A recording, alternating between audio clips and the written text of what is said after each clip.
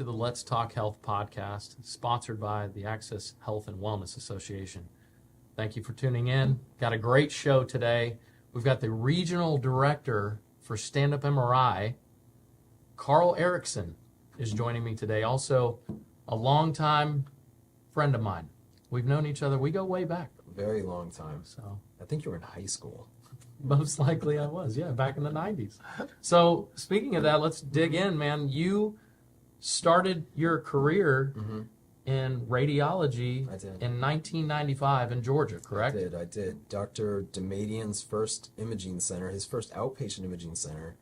Not quite sure how he decided Macon, Georgia, but he's like, hey, I'm going to put it right here. Macon, Georgia. So Raymond Damadian, Dr. Raymond Damadian, was the creator of the MRI magnet, correct? Yep. Back in the 80s. 1977. 1977. I just specifically remember him talking about the 80s. Yeah. So he was the creator of the magnet, and man, a lot's changed since then. But when you moved to Orlando in 1999, correct? You started next door to my father's chiropractic office. It was Damadian MRI, and that was pretty much the only one here in Orlando. There was a few others other than the hospital. There was another company called Drew Medical, I think, which was owned by Mike Dinkle. A competitor of yours. Yeah. So there were two at the time in 1999, and now there are probably, within the area of Orlando, the city of Orlando, probably 50? At least. I mean, as we sit here right now, I could throw one stone, and hit probably 5. Yeah. So it's just interesting how times have changed. Yeah, so no doubt. We'll get to that. So the original Damadian MRI Center in 1999, what kind of magnet was that? Like, I think people will find some interest in knowing how how it started from a standpoint of what the technology was like back then. Yeah, the technology, nothing close to what it is now. I mean, many of the first centers we had, we actually were in the back of a semi-truck that we had pulled up to an office building. You know, maybe it was like a warehouse, and we had like herding cattle? Just pretty much, yeah. And then when we moved, when we opened up Orlando, it was more of a traditional type open. It was like a 4-post open scanner that was kind of open on the sides. It was actually really nice for the patients because, you know, if you were claustrophobic, you could look out the side, and it wasn't too bad. It was actually pretty well open. I mean, if you can imagine the MRI unit and then just like a 4-post going on. So the competition against the MRI at that time was the CT scanner, right? Computerized tomography, basically. Was there hesitation from doctors to order MRI because it was newer? Like, I mean, or were they just ready to roll with the next best and greatest technology? Yeah, I think that when Dr. Damadian invented MRI, it was a concept where, you know, now we're looking at soft tissue versus a CT where you're basically looking at bone detail. So, you know, how do you use this? What are we imaging? You know, so, you know, it's kind of come down to, you know, where we're doing a lot of spine work, we're doing a lot of head work, like with the brains, shoulders, knees, you know, in the extremities. So it's just the soft tissue. It started building pretty Absolutely. quickly. There was not a lot of skepticism towards it. Absolutely. So explain to me, you know, how the MRI works is they go by Teslas, correct? Yeah, not like the car. Yes, that's. I just want to make sure there's no confusion there. So explain why it's a Tesla. Yeah, so obviously going back to magnetic field strength, right? So that is one component of what we do, and it obviously, you know, there's an image quality factor that's in play, and as most people feel, the higher the field strength is on your, or the higher your Tesla strength is, the better image quality you get. Like a TV, like high definition compared to old school standard definition. Something similar to that, right? Like, remember the old iPhones compared to what we've got now, Yeah. right? So, everything is always improving. Picture quality. Right, absolutely. So you originally started then in, at that time with a .03 Tesla magnet, right? Yeah. Which was at the time all the rage. It was. So then in 2002, Stand Up MRI comes into Orlando. Mm-hmm. The company was created out of South Florida, correct? Or was it out of New York? Out of New York. Out of New York. Company was created. The first Stand Up MRI in Orlando, and that was a .06 Tesla magnet. Right. But you also had the ability to put the patient in a machine that was non-claustrophobic. So it's wide open in the front. There's nothing in front of your face. But how did that work? Like, was that just same thing, like right off the bat, were people like, oh man, this is great, or did you really have to go after it to market that stuff? Yeah, it was actually pretty difficult to market because it was so different, right? Here we are coming through going, hey, I mean, the obvious thing was how claustrophobic friendly the scanner was. But what we really had to educate the community on was, and the reason why I started, promoting this technology to the chiropractors was because I know that you guys do a lot of your x-rays, weight bearing, and upright weight bearing. Yeah, so it was all in the same wheelhouse. So I was able to go to the chiropractic community in Orlando, and just promote something that wasn't so different than what they were taught. Now I was able to go to them and say, hey, I can scan your spine upright in the upright weight bearing position, which is a position of pain for most patients. But yeah, so I obviously started with the chiropractic community, but then the cool thing was I would go knock on doors of the specialist, right? Like the spine specialist, and you're like, hey, I got this really cool thing, and they'd be like, go away. Mm-hmm. But the cool thing was as our work started get to from the chiropractic community into the hands of the specialists. There were a few of them, like Dr. Robert Masson, neurosurgeon, right? And he, at first, he had some gatekeepers in his office, like, go away. But then after a while, he actually called me and he's like, hey, I'm seeing some stuff here that I'm not seeing when you scan a patient lying down and we're coming. Yeah, more position. Pressure on the spine creates, sometimes the disc will move a little bit, or sometimes the vertebrae might move, so they can see instability in certain areas. Absolutely, and it was something that he was like, hey, look, I'm having my surgeries, my back surgeries are more successful because of this technology. Mm-hmm. So going back to the Tesla strength, where you might go, hey, you know what, 1.5 is community standard. Yeah, so 1.5 Tesla. As time went on, mm-hmm. the 1.5 Tesla was the high definition magnet, right? Where your stand-up mm-hmm. machine was .06. Absolutely. So, but explain that difference. Mm-hmm. I mean, you got a lot of people that are a little leery about that and say, well, I'd rather use the 1.5, but you're saying the .06 Tesla, sometimes the software makes a difference. So, image quality, obviously Dr. Masson loved it. Mm-hmm. So, what are we looking at? How much of a difference between .06 and 1.5? Yeah, so it obviously depends on what we're scanning, right? I think we do some scans better than others, but I will say that to your point, one of the things we had to do when we were promoting is go, hey, Tesla strength is not the only thing, right? It is not the only variable. There is software. There is some of the technology that Dr. Nemadian has got on this scanner is amazing, where we're able to use a lot of the coils, which are like the RF coils, which basically send a signal from the body to the computer and back, something similar to that in layman's terms. It makes all the noise, correct? If anybody's ever had an MRI, it's like... Yeah. So what was going on is we were able to do these things, and that was the thing. It would get into the hands of like Dr. Masson, and he'd go, okay, cool. It's maybe just a little bit less than what I'm used to seeing, but the information that I'm getting out of these scanners far outweighs the image quality, right? Because we're not that far off.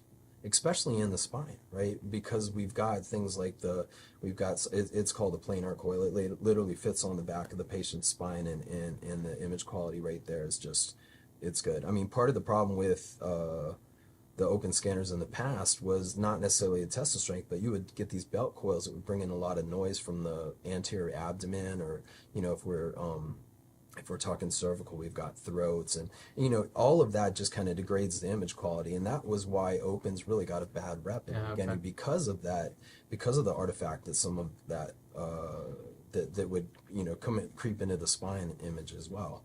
Okay. But, you know, now we've got these, you know, with stand up now, you're focused on the spine, and I think I think it's amazing, you know, what we've done.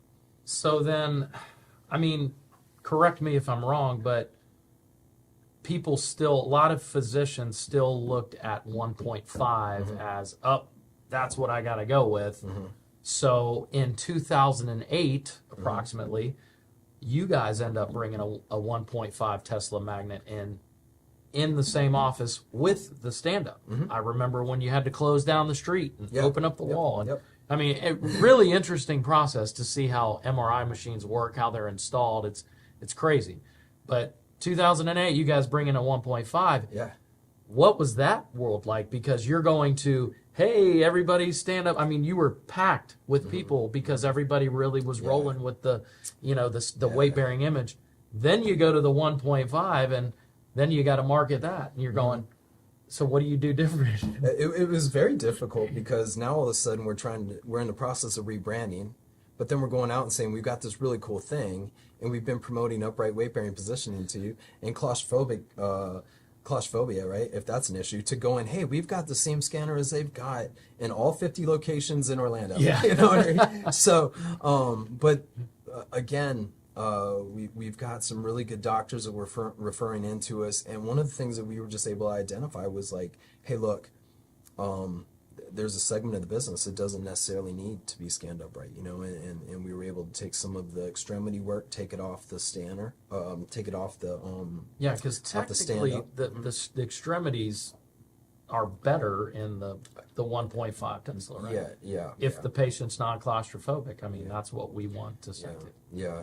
So we were able to take off, you know, the knees and the extremity work. We were able to take some of the head work off, the brain work, and pretty much we were leaving the stand-up to scan patients that might have been maybe claustrophobic, or, you know, a lot of so we still had a big following with scanning the spine, the upright weight-bearing position.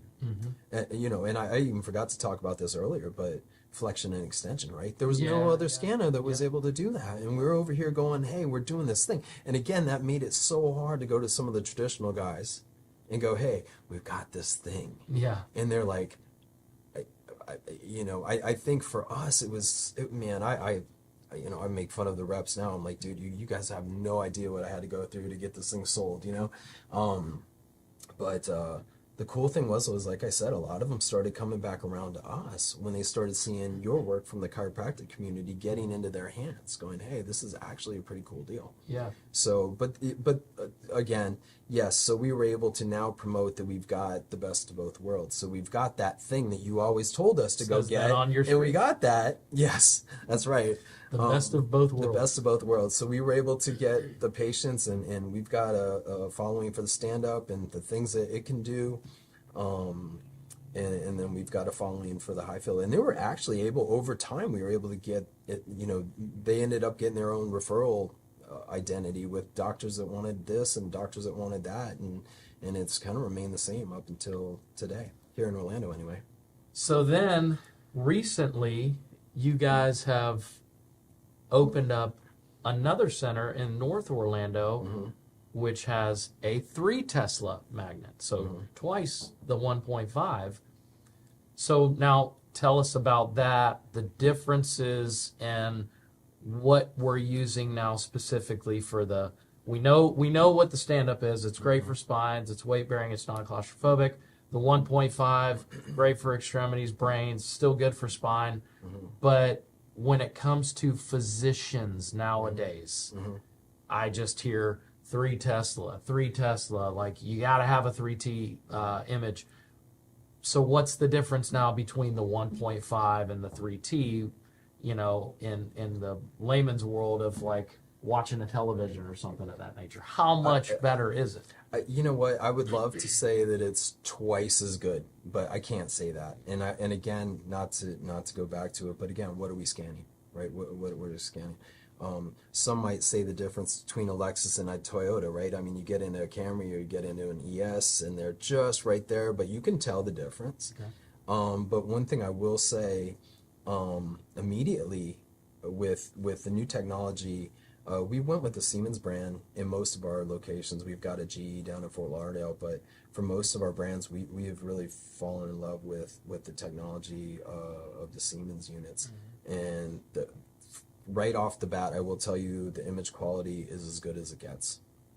The second thing I'll tell you is where when I was scanning back in the 90s, scan times were over an hour long to get anything near what a doctor would look at and say, hey, that looks really good. You know, now we're doing spines and mostly extremity work and head work in 15 to 20 minutes now, which is amazing.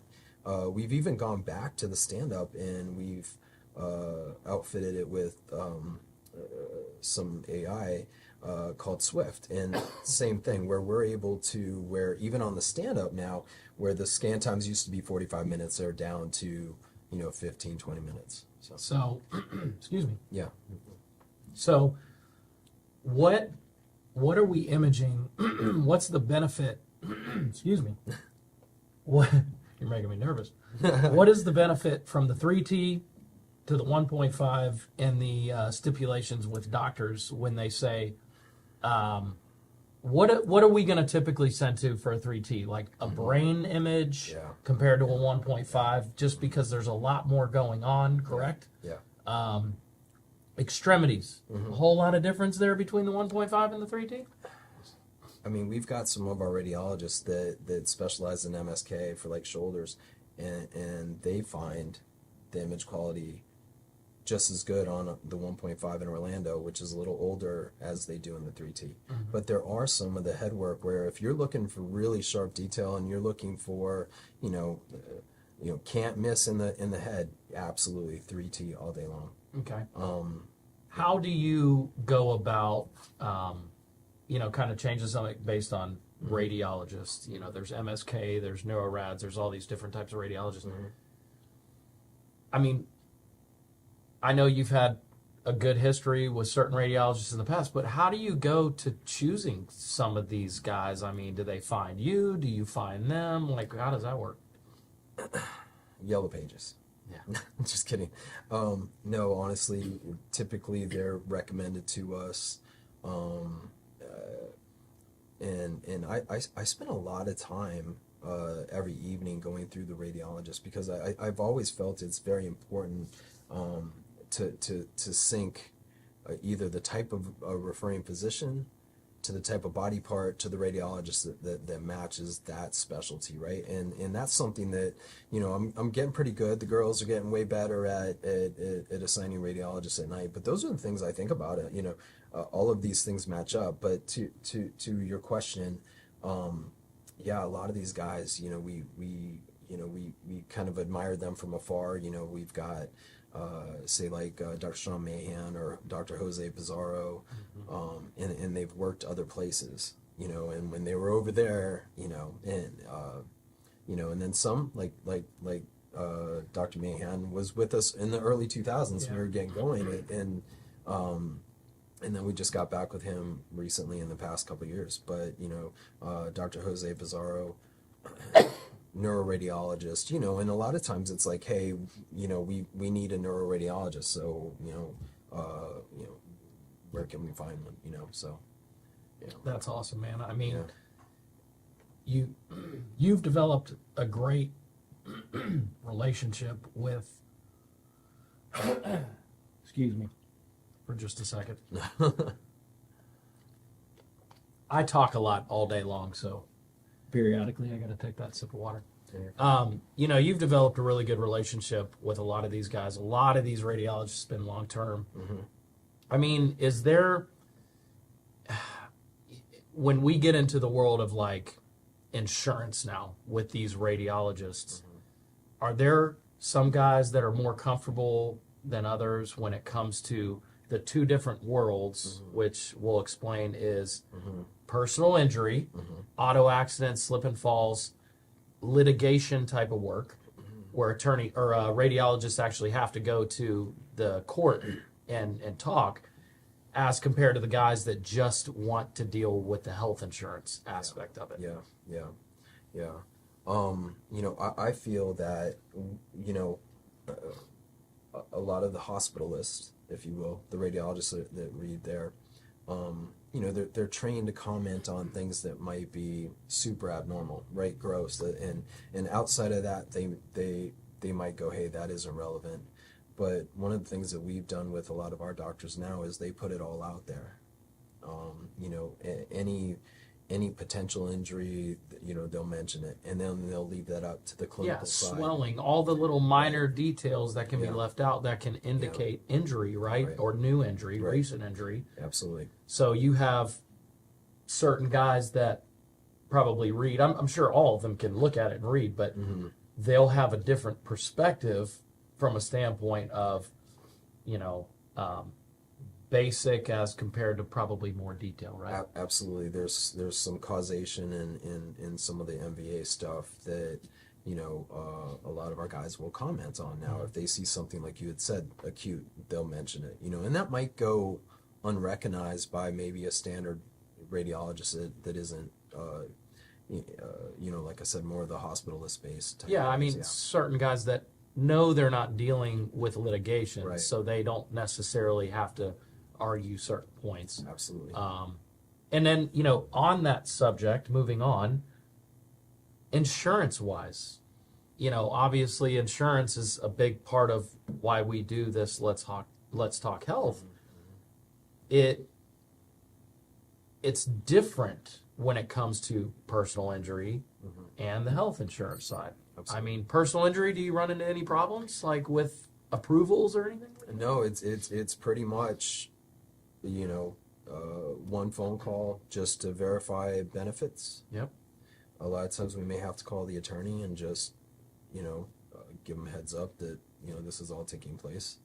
And then on the health insurance side, it's a lot. It's difficult, right? Because I think as a consumer, if I went to you and I said, hey, Dr. Danny, I need an MRI, and you order me one, and you send it next door to us, and I'm thinking everything is moving along. And that process could take us as an MRI center.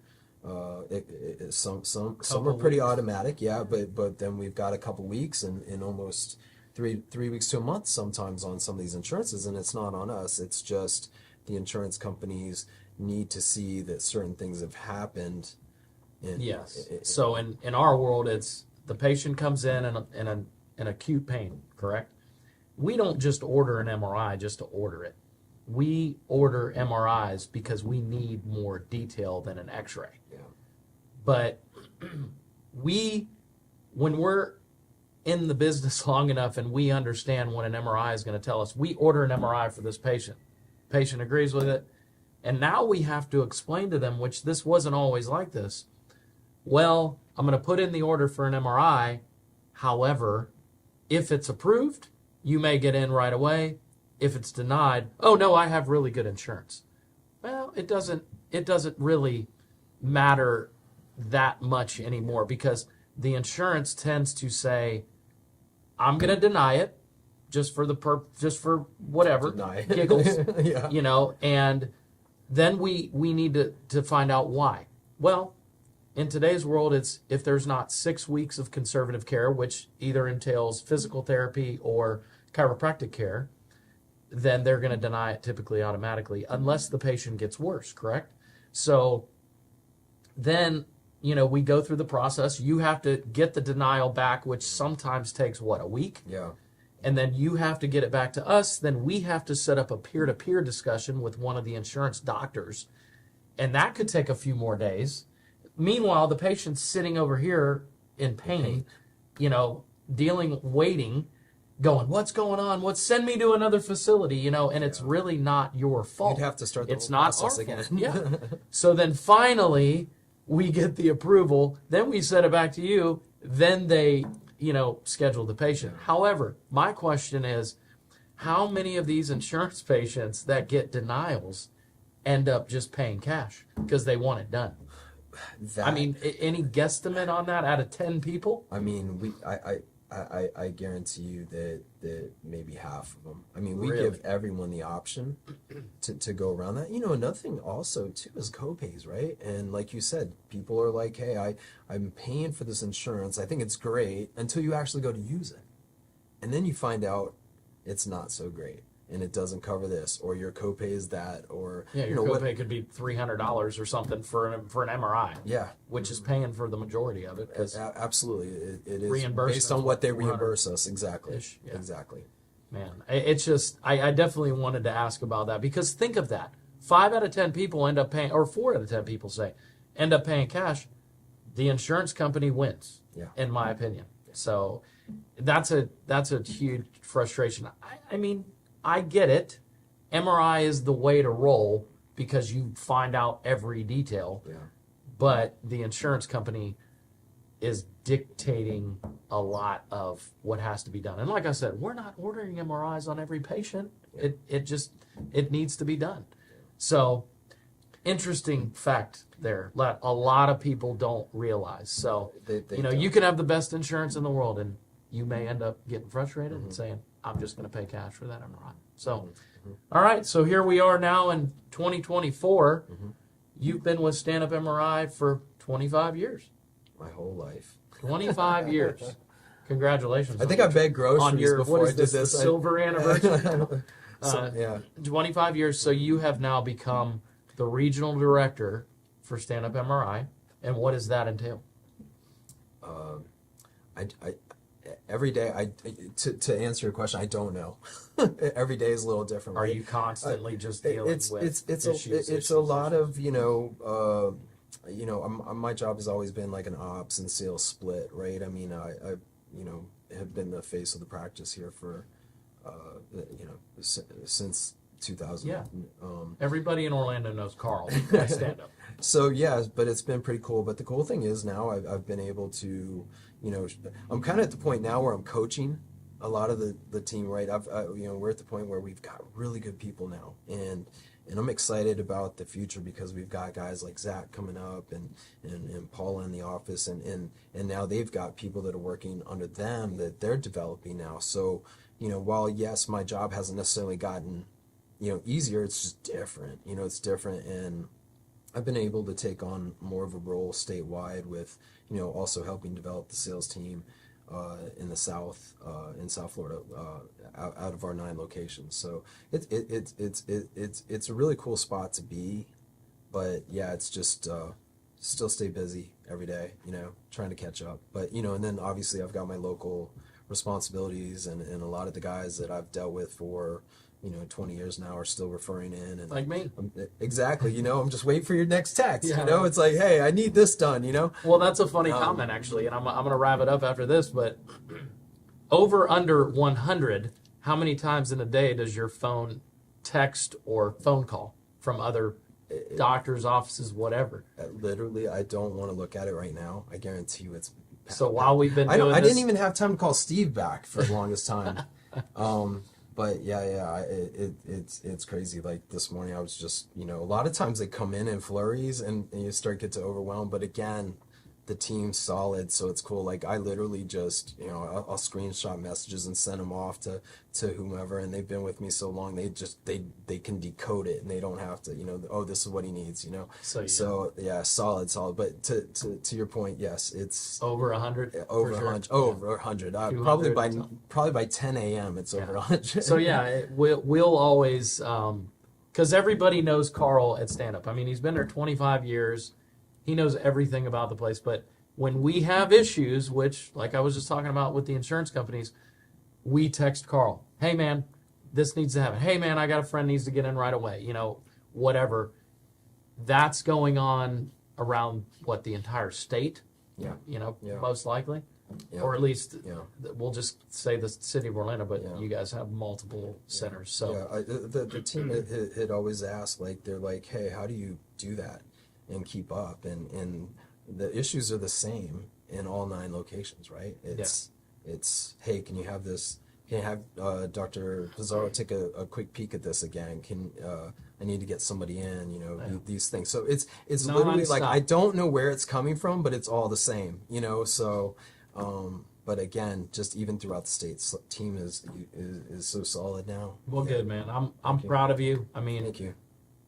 I've really had a lot of enjoyment, working with you over the years, knowing you over the years, and keep it up, brother. Thanks. I want to see you at 50 years. You know what I mean? So, Carl Erickson, thank you. Regional Director for Stand Up MRI, has been with them for 25 years. Happy 25th anniversary. And that was our show for today. Thank you for tuning in to the Let's Talk Health podcast, once again sponsored by the Access Health and Wellness Association. We'll see you next time.